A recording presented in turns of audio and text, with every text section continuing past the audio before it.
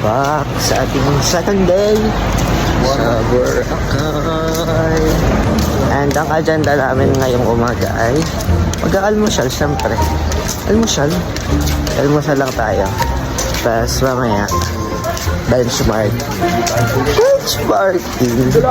At ayan na nga, papunta na nga pala kami doon sa pag-aalmusala namin. At napagdesisyonan nga naming tatlo na doon kami kumain sa may beachfront. Kasi ang sabi sa amin ay pwede daw doon kumain sa beachfront. Gawa ng part pa rin naman daw yun ng La Carmela. Bali dito na nga lang kami dumaan sa may beach. Gawa ng meron silang gate doon sa likod. Ang malala nito, pagdating namin doon ay pinabalik kami. Gawa ng doon daw kami kakain kung saan kami naka-check-in na hotel. Pero part pa rin siya ng La Carmela. Kaso, basta, ewan ko nga din. Bago nga pala bumalik, namili muna rin sina Pres ng kanilang susuotin. Fast forward nga pala ulit, ari nga pala at nakakain na kami ay hindi ko na din nabidyohan at ari, outfit check! At yo, nagbabalik po kami. Nagbabalik kami para naman magpasarap kami din sa may Boracay. Yun lang ang aming agenda. Day 2 in Boracay. Ang agenda namin for today ay benchmarking. Sarap benchmarking yung tawag. Ay pagkalabas nga namin sa kantuhang iyan, ay kami namin nagpicture-picture lang na rin si Ate Maria Carmela na are. Kaso anong nangyari? Garnay! Yun, sa picture namin, naiwan kami. Yan. Picture pa. Pero malapit lang naman sila. Yun lang oh. At yun na nga po. Ako na naman nakasama na Gio sa vlog niya. At sa mga pagkakataon ngang iyan, kami nga pala ay papunta na doon sa boat na naghihintay sa amin. Ay paano ko nasabi naghihintay sa amin? Ba naman, alas 8 ang call time din sa benchmarking na are. Ay hulaan nyo kung anong oras kami lumabas. Ay alas 9. Kami nag-iintay ng tawag na pumunta na doon. Kaso nga lang, walang natawag sa amin kaya hindi namin alam kung apaalis na. Ay galit na galit yung kasunod namin at ang tagal daw ng bayan ng matatag bayan ng Alitagtag ay hindi naman sila makausod ng pila. Gawa ng kami ang iniintay ng boat. Sa kabila. Sama pa, huli-huli. Sa RJ, rada na po kayo. Bilang ka po. SK! Thank you po. Tatatalan, hindi lang yun pa ako ninyo. Ay sa pagmamadali naman po ang Ate Carol naman po yung muntika ng mahulog. Ay di yan, paakyat na kami ng boat. Ay kaso maalon nga kaya payog-yug-yug na agad yung boat. Ay pasakay pala ang muntik na agad mahulog. Ang masaya dito, kami na nga lang yung iniintay. Solo pa namin yung isang boat. Ay pagkakalakad ng boat, nakikita nyo naman kami parang social distancing din eh. Ay tingnan nyo kung gaano kagulo pag kami nang magkakasama. Talaga namang pagkakasaya. Ang atake pa ng dalawang to, sinasayawan yung nakatapat naming bangka. Tapos lalalihan ka pa ng gantong pictorial na parang pang calendar girl. Ay kainama na. Pagkakasarap naman sadya.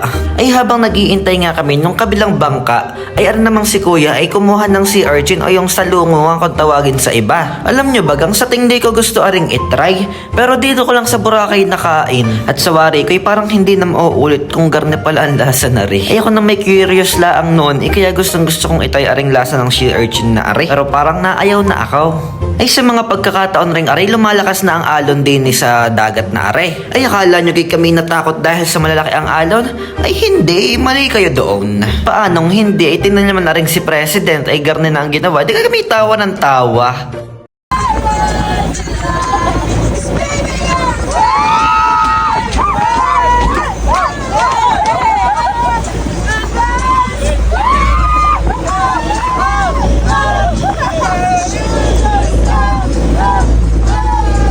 Tapos garini pang ang ginawa namin parang bar aring aming bangka. Ay di kat pagkakasaya naman nga. Kaso nga lang kami pinaupo din eh. Yan nga yung kabilang bangka na sinasayawan namin. Ay alam nyo baga nung socials ay nalaman namin na yung palang bangkang iyan ay yung mga taga-Agoncillo. Ay yung mga taga-Agoncillo ay kasama namin sa socials. Kagarning kaganda ng aking pesto din eh. Ako'y nakakapagsente naman nga eh. Ay ang kaso nga lang ako'y nabasa din eh dahil dun sa malaking alon. Ibasa naman ako eh. Tapos garni pang nakakuha ko ng magaling na videographer ay may paggarni-garni pang style ng pagbibidyo eh. Eh di kat pagkakaayos nga ay aribat ay marerentahan ko. Ay hindi pa nga tapos ang aming kasiyahan. Kagaya naman na aring isa yung nagpalambitin pa din eh. Tapos yung isa tatakbo pa paunahan at magtotwork. Tingnan nyo naman. Ay parang si Carlos Yulula ang sa kanyang pagtalong iyon na eh. Para naman ng steps para maging habulin. 1. Magpabitin. Ika nga, less is more. Can you blow my mind? Hey, hey, hey.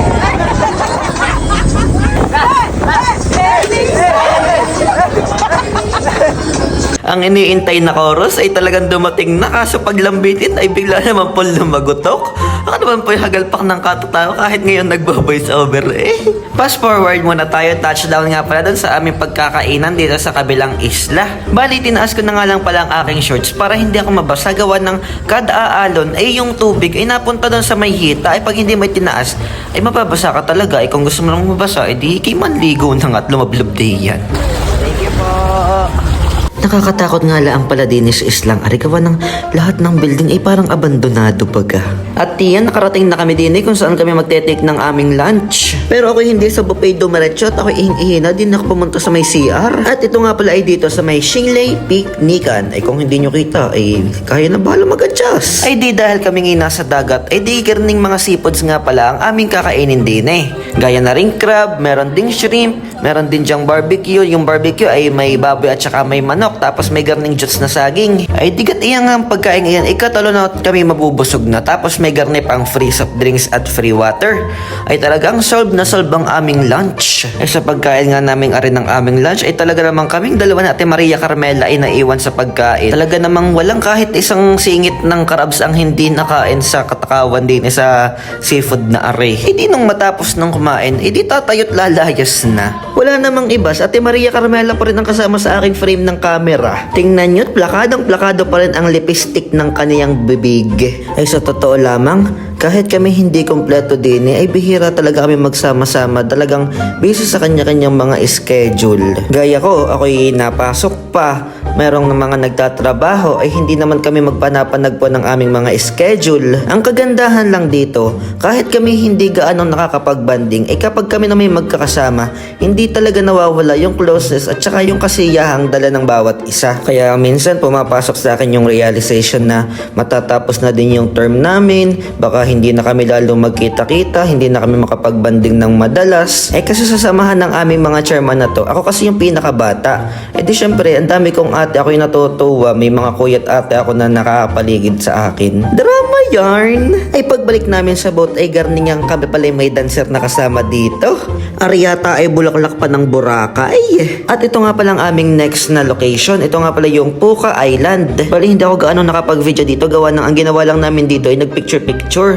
Kung gusto nyo makita ang aking picture, pumunta kayo sa aking IG. At iyan nga palang KSS akong video dito sa Puka Island. Iyan nga pala akala mo na may video ng drone. Kaso yan ay tripod lamang tsaka cellphone. Diyan nag-video sa akin rin walang iba kundi si Maria Carmela pa rin. Sobrang ganda, sobrang linaw ng tubig, sobrang puti ng buhangin, sobrang pino. Ay talagang maa-amaze ka sa lugar na ito. Diyan sa video, hindi na siya mukhang maputi. Gawa ng may filter na syempre naman at inedit ko na ang videong iyan. After naming Puka Island, di yan, tapos na kami pabalik na doon sa aming hotel. Pero ang mga ito ay hindi talaga napapagod at talagang may gusto pa silang gawin sa kanilang buhay. Sobrang ang tunay, gusto talaga ng mga tong mag-banana boat. Kaya naman pagbaba namin din sa Tulay Gaari, basta rin tinutungtungan kong iyan, di agad silang naghanap kung saan pwedeng rumenta ng banana boat para sa aming lahat. Kaso parang ang nakita nila ay yung UFO, hindi yung nalipad nakakatakot iyon. Ay di ilang minuto nga lang na paghahanap ay nakakita rin nga agad ang mga are ng marerentahan. Kaso yun pala'y malayo din sa islang are, kailangan pa naming sumakay ng panibagong bangka. Pagkaratingan namin, hindi kami makapag-desisyon kung sino magkakasama, kaya rin ginawa namin in chat. Lahat ng puti! Lahat ng puti! Ay, ang mukha mo Kim ha, parang ayaw mong sumama sa amin. Nakakamalam din ako.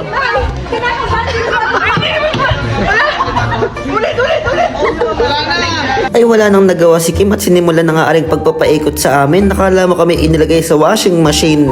Ay kung hindi nyo matatanong, ay talaga namang hanggang pag-uwi din sa may Batangas, ay daladala ko pa rin ang sakit ng braso ko galing Boracay. Gaya niya sobrang lakas parang nawawala na kami sa mapa ng aming camera Sina kuya naman tawan-tuwa pa, sabi hindi pa daw mabilis iyan, kakaunti pa daw iyan. Ay buti na lamang talaga ang braso ko'y matibay. Ay kung hindi, kanina pa akong tumilapon diyan. Ay kung hindi nyo rin matatanong kung bakit ako'y paus doon sa unang voice over vlog ko ng day 1. Paano ako'y nag-voice over ay nasa may hotel. Ay talagang yun ay pagkatapos namin paikutin sa lintik na UFOR. Ay tingnan nyo naman kung gusto nyo marinig ang aking boses. Ay tingnan mo layong iyon, tapos ang layo namin sa bangkay rinig.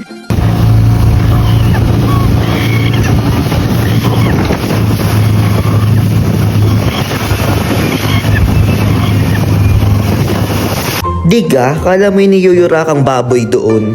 Ay di pagkatapos naming i-washing machine doon, kami pabalik na talaga doon sa may isla at pupunta na kami sa may room. Ay akala ko nung narin naka point 5, ikita niya naman ay hindi pala. Alam niyo yung pakaramdam na feeling mo talaga, gandang-ganda na sa lugar, na parang nagsesentiment, tapos palingon-lingon, tapos hindi pala kita yung buong mukha ko, kalahati lang. At yan kami naglalakad na ulit pabalik ng aming hotel para naman makapagpalit at makapagpahinga. At after noon, manood kami ng napakagandang sunset dito sa may Boracay Island. Kagaya niyan ay talagang kitang ang paglubog ng napakagandang araw. Sinabayan pa ng parang silhouette ng mga nagbabangkang ihan. Tapos makikita mo dito sa paligid mo na lahat ng tao ay kitang naka-video at manghang-mangha din sa paglubog ng napakagandang sunset na iyan. Ay siya paano? Dito ko na muna tatapusin ng aking day 2 dito sa may Boracay Island. At hindi pa tapos, meron pa tayong day 3 at day 4. Ay abangan nyo na lang sa aking susunod na video. Ay siya paano? Diyan na muna kayo. Arigato salamat!